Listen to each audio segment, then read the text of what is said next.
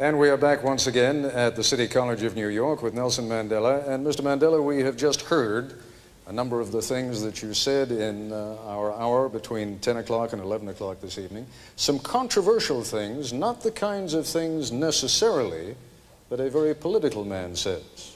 If you were very political, you might have been more concerned about not alienating some people in this country who have it within their hands, within their power, either to continue sanctions against South Africa or to raise those sanctions, to lift them. Why were you not a little more political? Perhaps we're too accustomed to politicians in this country. I do not understand what you mean. Perhaps if you clarify what you are referring to, I may be in a position to comment. What I'm saying is that in this country, for example, there has been for many years a close alliance between the Jewish population and the black population in the civil rights struggle. There is likely to be a rather negative reaction to some of the things that you have said.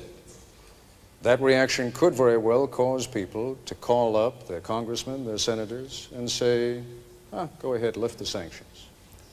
Why not? After all, President de Klerk is doing a great deal against apartheid. Only today, in fact, his number 2 man, Gerrit Viljoen, said that the government perceives itself in South Africa as being part of the anti-apartheid struggle.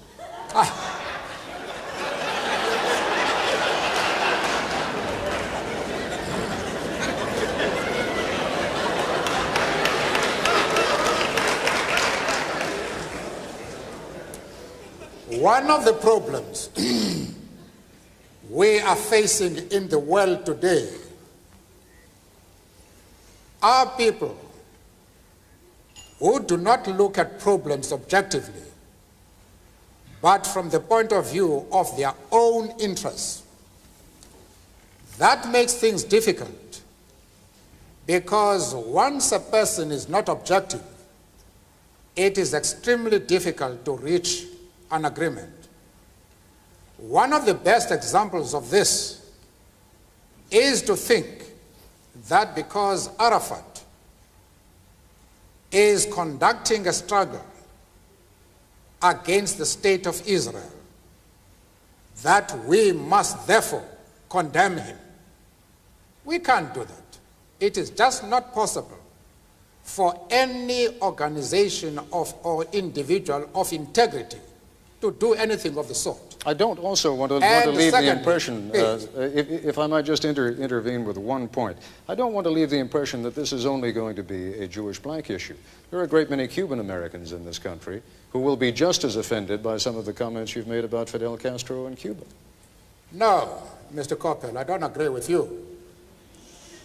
I am saying that it would be a grave mistake for us to consider our attitude towards Yasser Arafat on the basis of the interests of the Jewish community.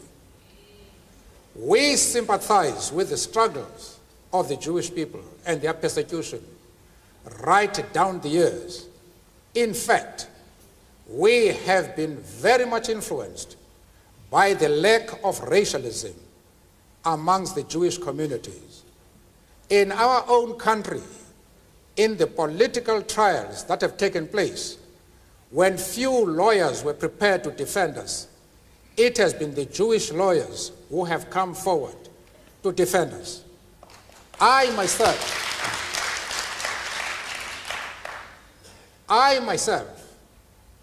was articled, I'm a lawyer by profession, and I was trained to become a lawyer by a Jewish firm at a time when few firms in our country were prepared to take blacks. And as I have said, we have many Jews, members of the Jewish community in our struggle, and they have occupied very top positions. But that does not mean to say that the enemies of Israel are our enemies. We refuse to take that position.